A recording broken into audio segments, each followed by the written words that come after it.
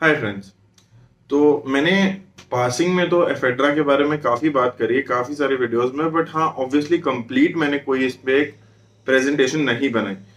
बहुत सारे लोग पूछ रहे थे sir black mamba, black spider, ये सारे फैट बर्नर्स के बारे में बताइए। Ephedra as a fat burner, क्या उसके साइड इफेक्ट्स हैं, क्या उसके इफेक्ट्स हैं, क्या उसकी सेफ्टी प्रोफाइल है, क्या उसकी डोजेज है, उसको कैसे लेना होता है, कब लेना होता है। हमारे ट्रेनर ने हमको ब्लैक मांबा दिया, ब्लैक स्पाइडर दिया, क्या हम इसको लें और इसका किस लेवल तक इफेक्ट आता है, क्या रिजल्ट होता है, आज इन सारी चीजों के बारे में बात करेंगे। सब डिटेल में डिस्कस करेंगे। ब्लैक मांबा, ब्लैक स्पाइडर, जितने भी एफेड्रा बेस्ड फैट बर्नर्स हैं उन सब के बारे में।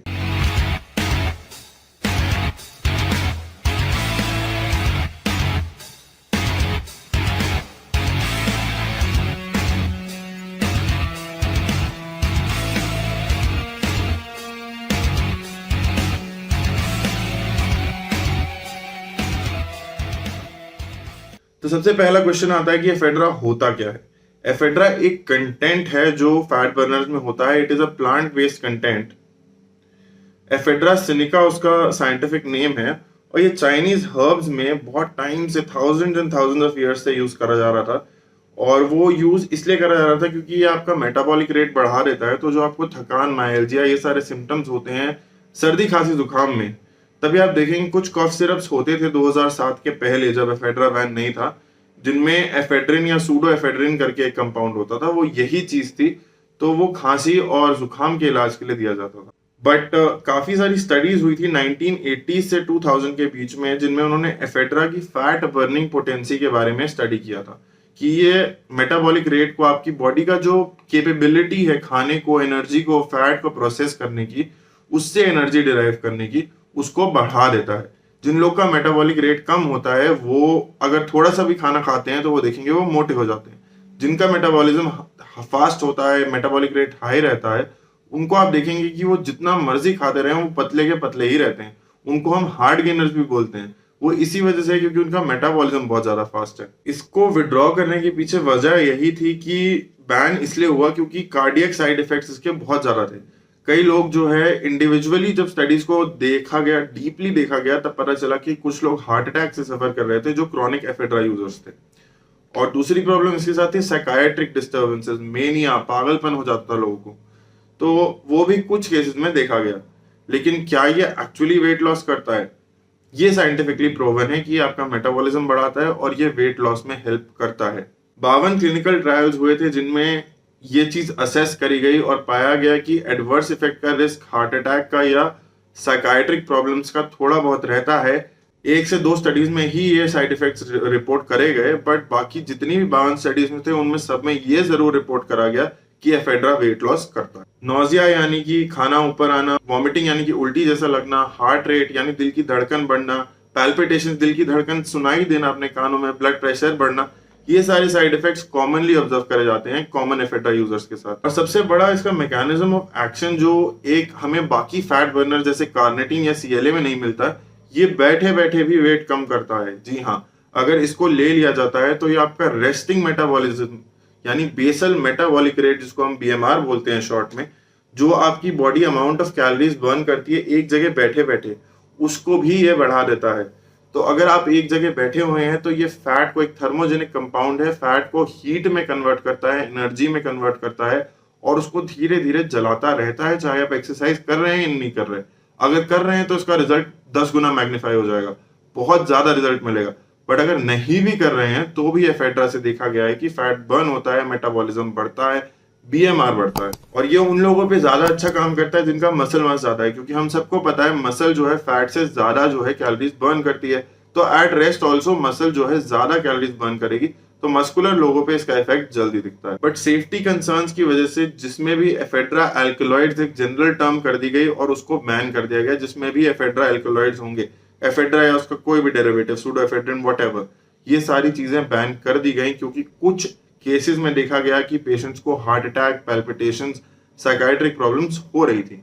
कम हो रही थी, कम केसेस में हो रही थी, बट हो रही थी। डोजेस जो इसकी स्टडी करी गई हैं वो 20 मिलीग्राम से लेकर 90 मिलीग्राम तक स्टडी करी गई हैं, जिसमें 20 से 40 को लो डोज माना जाता है, 40 से 60 को मॉडरेट डोज माना जाता है और 60 से 90 को हाई डोज माना जाता है। और यूजुअली जितने भी फैट बर्नर्स होते हैं वो मॉडरेट डोजेस के बीच में ही होते हैं, बट दिक्कत ये होती है लोग इसको लेते ज्यादा हैं। अगर लोग कहते हैं शुरू करिए एक कैप्सूल से, मान लीजिए ब्लैक मांबा की एक कैप्सूल यूज कर रहे हैं, ब्लैक मांबा की एक कैप्सूल में 65 मिलीग्राम यानी 65 mg एफेड्रा होता है, वो आएगा मॉडरेट डोजिंग के बीच में। तो ठीक है, एक कैप्सूल अगर मैं ले भी लेता हूं मान लीजिए, विच आई एम नॉट सजेस्टिंग, या मैं इसके सपोर्ट में नहीं हूं, मैं सिर्फ इंफॉर्मेशनल पॉइंट से एक एग्जांपल दे रहा हूं, हाइपोथेटिकल एग्जांपल। अगर मैं एक कैप्सूल ले भी लेता हूं तो इतना नुकसान होने का चांस नहीं है। बट क्या होता है, अगर एक कैप्सूल लोगों से टॉलरेट होने लगती है तो फिर वो 2 कैप्सूल पे आ जाते हैं, फिर 3 पे आ जाते हैं। उनका ट्रेनर बोलता है नाश्ते के बाद भी खाओ, लंच के बाद भी खाओ। तो टोटल डोज जो है 120-180 मिलीग्राम पे चली जाती है, which is extremely extremely high. ये हार्ट रेट इतना ज्यादा बढ़ा देगी, आपके वो पूरे शरीर में एक बुखार जैसी फीलिंग होने लगेगी, गर्मी छोड़ेगा शरीर, अनकंफर्टेबल रहेंगे, पेट खराब हो जाता है बहुत लोगों को एफेड्रा लेने के बाद। एपिटाइट सप्रेसेंट तो एफेड्रा है ही, तो भूख लगनी भी कम हो जाती है, लोगों का खाना पीना कम हो जाता है। इस वजह से बॉडी के बाकी फंक्शंस, जो नॉर्मल फंक्शंस है, वो सफर करने लगते। जो यूजुअली कंट्रोल्ड स्टडीज हुई हैं उनमें इतनी ज्यादा डोज नहीं दी गई है, बट मॉडरेट डोज वाली जो स्टडीज हुई हैं उनमें 1.5 किलो पर मंथ का लॉस बिना किसी एक्सरसाइज के भी देखा गया है। लेकिन हाँ, अगेन नोजिया, वॉमिटिंग, डायरिया, पेट खराब होना, हार्ट बीट तेज होना, ब्लड प्रेशर बढ़ना, पैल्पिटेशन, ये सारे साइड इफेक्ट्स देखे गए हैं। और 1 या 2 केसेस में हार्ट अटैक से डेथ भी देखी गई है, बहुत हाई डोज जो लोग लेने लगे। एक और चीज जो मैं मेंशन करना चाहूंगा, ज्यादातर फैट बर्नर्स में एफेड्रा के साथ कैफीन भी एडेड होता है। कैफीन और एक स्टिमुलेंट है, एफेड्रा के साथ साथ ये भी स्टिमुलेट करता है, और ये फैट बर्निंग पोटेंशियल सिनर्जिस्टिकली यानी साथ में काम करके इसकी बढ़ा देता है। अगर आप ब्लैक स्पाइडर, ब्लैक मांबा भी देखेंगे तो उसके कंटेंट्स में अगर देखेंगे तो 65 mg एफेड्रा है और 200 mg कैफीन एनहाइड्रस है। तो कैफीन भी यूजुअली फैट बर्नर्स में साथ में दिया जाता है ताकि साइनर्जिस्टिक एक्शन, एक साथ में काम करने वाला एक्शन प्रोड्यूस हो और वेट लॉस और ज्यादा प्रमोट हो। तो कैफीन और एफेड्रा जब साथ में लिया जाता है तब देखा गया है एक मंथ में अप टू 4 से 4.5 किलो तक का वेट लॉस पाया जा सकता है। लेकिन again this is at a cost, जिसमें साइड इफेक्ट्स होते हैं। इससे साइड इफेक्ट्स भी और मैग्नीफाई हो जाते हैं।